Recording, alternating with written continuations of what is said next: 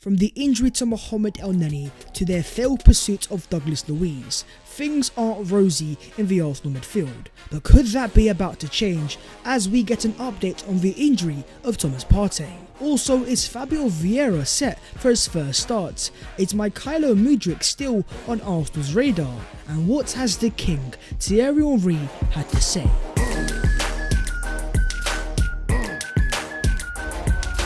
Yo, what is going on guys? My name is Babs14 and welcome back to your boys channel. From Milan to Rome to Amsterdam, the European tour is over and the content is back. So don't forget to smash a like on the content if you enjoy and subscribe to the channel if you are new. Arsenal have also announced their official partnership with the guys at Pickstory. We have spoken about the app a few times on this channel and it's something that I'm very proud to be a part of, and if you want to join your boy on that, then all the links and the details are down below in the description. But starting off with the latest Arsenal injury news. And so going into our next game against FC Zurich in the Europa League, Charles Watt confirms that a strong Arsenal squad is flown out, but Partey, Smith Rowe and Cedric have not travelled due to injury. I'm not quite sure about Cedric, but in terms of Emil Smith Rowe, as reported first by David Ornstein, he seemed to have picked up a niggle during the warm down against Man United. It's something that you see very rarely, that players get injured in warm downs which are not very intense, and it meant to warm you down and prevent injuries. Mikel Arteta says that he felt discomfort in an area that he's been dealing with now for a few weeks. He wasn't comfortable after the game and he hasn't trained for the last few days, so he is out of the squad. The reoccurring injuries of Emil Smith Rowe are getting very concerning. Let's not forget how important he was for Arsenal in the first half of last season and his qualities, scoring goal after goal after goal. But since we've come into 2022, ESR just keeps on getting injured and it's a reoccurring muscle injuries, which has to be my biggest concern. But what about Thomas Partey? Well, according to Simon Collins of the Evening Standard, Thomas Partey is confident that he'll be back for Arsenal before the international break. Outside chances of making the squad for Everton on Sunday, but Arsenal understandably won't rush him. Could Thomas Partey be set for an Arsenal return as soon as the weekend's game against Everton? This might give us a clue, as Thomas Partey has been officially included in the Ghana squad for the upcoming international break. The fact that Ghana have selected Partey in the first place surely confirms that he's not far off in terms of returning, and for Arsenal that is going to be massive, because in midfield, when Partey was playing in the first few games of the season, the results were there to show that Arsenal were better, more clinical, more incisive and more dominant. But at the same time, I think Arsenal are going to be very careful, because they understand that as it stands in midfield, we are very light, especially until January. And with the amount of games that Arsenal have coming up and the World Cup, the way that Arsenal manage Partey's fitness is going to be utmost important. These stats from last season clearly show how important Partey is when he is playing, and according to the report, it looks like he is soon set to return to the Arsenal first team. But keeping it on the midfield, according to The Athletic, Arsenal were offered the chance to reignite their interest in Mykhaylo, but they declined. Mykhaylo is now a player for Liverpool, signing for them on transfer deadline day on a loan with an option to buy. Arte is of course a player that we spoke about quite a lot back in January 2022, but he wasn't quite the player that Arsenal were looking for. That player instead was Aston Villa's Douglas Luiz. And on that transfer, Mikel Arteta says that we tried, and at the end of the day, we have to bring in players that we feel are right, but we didn't manage to do that. Fabrizio says that Arsenal had 3 bids rejected, last one of £25 million 40 minutes before the deadline, then decided not to overpay. I just feel like the way that Arsenal were making all these last minute offers, it did feel just a little bit panicky. The fact that Arsenal's interest in Luiz dates back to the start of the window. It's been known for a very long time that he's had 1 year left on his contract. That £25 million offer that Arsenal made on transfer deadline day, I can guarantee if that was made earlier in the window, in the last 2 weeks, the last 3 weeks, I do believe that Aston Villa would have accepted. This transfer has the fingerprints of a certain Kia Jarabchan all over it. He is the agent of Douglas Luiz. He's brought the likes of Cedric, David Luiz and even Willian to the Emirates Stadium. But ultimately Arsenal were unable to sign a brand new midfielder, and it's left quite a few Arsenal fans with almost a sour taste towards the end of the transfer window. But now that a week has passed and Arsenal fans have had time to breathe, with the signings of Fabio Vieira, Jesus, Zinchenko, Matt Turner and Marquinhos, I want you guys to rate the Arsenal summer transfer window down below in the comments. Another player that Arsenal were trying to sign was Shakhtar's Mykhaylo Mudryk, and in his last game for Shakhtar in the Champions League, he was on fire. 28 touches, 1 goal, 2 assists, 1 big chance created, 2 out of 3 take-ons, 5 duels won, 2 fouls suffered and 1 tackle.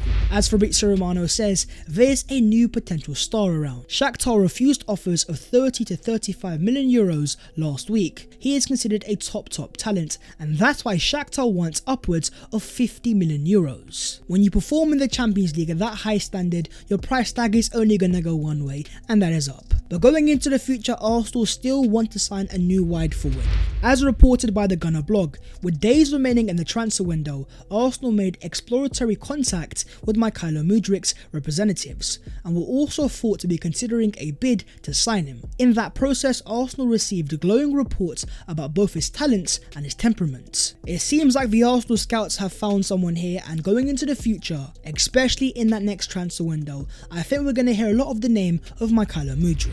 Moving on to FC Zurich versus Arsenal. Your boys' European tour might be over, but the Arsenal's is only starting. After a season of no European football, Arsenal are back in the Europa League as we take on Swiss side FC Zurich, who as it stands are 9th place in the table, and they've only won 2 out of the last 5 games. In comparison, Arsenal are coming off their first defeat of the season against Manchester United. The Europa League is not everyone's gravy, but one thing that you cannot deny is in the group stages you have a very good opportunity to give players minutes, especially your youngsters. We have seen the likes of Emil Smith-Rowe, Bukayo Saka and Gabriel Martinelli all break through in this competition. In terms of this year, Arsenal's group stage squad includes the likes of Lino Sosa, Matt Smith, Marquinhos and even Fabio Vieira. Mikel Arteta wants to take the Europa League seriously, and I think it's a good avenue into the Champions League. But in terms of lineups, I think we will see a debut for Matt Turner, a back four of Tomiyasu, Rob Holding, Gabriel and Kieran Tierney, a midfield of Sambi Lokonga, Fabio Vieira and Granit Xhaka, and a front three of Reece Nelson, Nketiah and Marquinhos. I do expect for Mikel Arteta to rotate, especially with the massive game against Everton on Sunday, but the player that stands out there and every Arsenal fan is very excited to see start his first competitive game is man like Fabio Vieira. As Mikel Arteta says, it's a shame that we detected an injury when we were doing the medical. He had no pre-season and everything has been delayed, but hopefully you are going to see a lot more of him in the next few weeks, and I am sure you'll enjoy. This is a player that Arsenal have signed that was fully pushed by Mikel Arteta. His cameo against Man United wasn't something too special, but there were still some very promising signs. There was that one standout occasion where he tried to play a superb line-breaking pass in behind, which could have been a tap-in at the far post if it wasn't for a last-ditch clearance. And the fact that he played as a number 8 and replaced Martin Odegaard, it's further confirmation that going into the future, he is going to be Odegaard's direct competition. Eddie Nketiah is also going to be another player to watch. Every time off the Arsenal bench this season,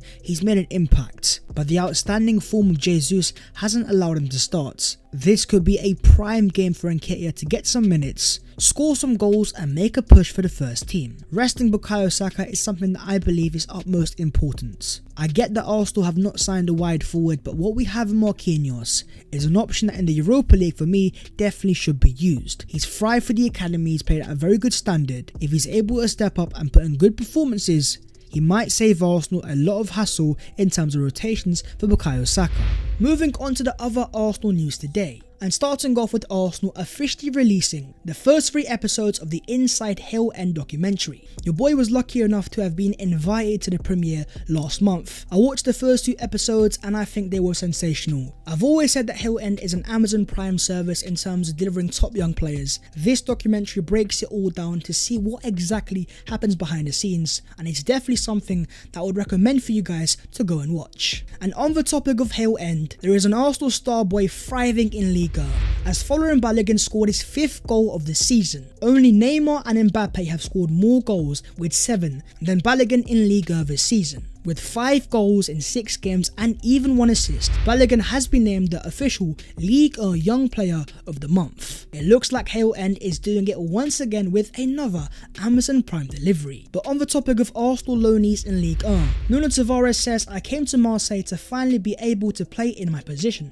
When signing with OM, I wanted to have an option to buy, but Arsenal refused. With my agents, we always wanted his purchase option. Now I'm at OM, with or without an option, I'm happy. Arsenal chose to loan out Tavares on a dry loan, which indicates that going into the future, they see him as a part of the Arsenal first team. But what Tavares is saying here is almost the fact that he doesn't want to be at Arsenal in the long term, and that he wanted for Marseille to have the option to buy him on a permanent transfer. I'm sure the likes of Edu Gaspar and Mykhaylo would have seen this, and what happens next, we're going to have to wait and see. Here is the radar template of Gabriel Martinelli so far this season. I mean, this is something sensational, from the non-penalty goals to the open play key passes and the passing efficiency. Gabriel Martinelli is slowly but surely becoming that guy. Jurgen Klopp once described him as the talent of the century, and those are the type of radars that you expect to see from the likes of Mo Salah and the best wingers in world football. In the first 6 games of the season, Martinelli is playing at a world-class level, but that doesn't automatically make him a world-class player. If this is his true level, the next step is sustainability.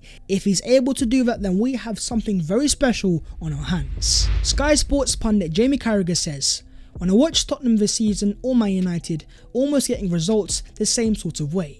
Big, powerful and tough to beat. When I watch Arsenal, it's fast, energetic, and I'm excited watching them." This year, what we're starting to see more and more is the blueprint of what Mykhaylo wants to play. That level of dominance and sustaining pressure, scoring goals and playing attacking football. So many Arsenal fans are so excited right now, and that includes the king, Thierry Henry, who says, "On Arsenal, I believe. I didn't believe for a very long time that we could do something. But I can see a team togetherness, and I like that." Over the past few seasons, Thierry has been very openly critical of this Arsenal team. But even he right now sees that something is building at Arsenal, and he sees something in this Arsenal team. That is the video there and there, so hopefully you guys have enjoyed, and if you have, smash a like and subscribe to the channel if you are new. If you want to follow your boy on all of his social medias, then the links are down below in the description. But that was all of today's latest Arsenal news today, and as a new Europa League campaign starts,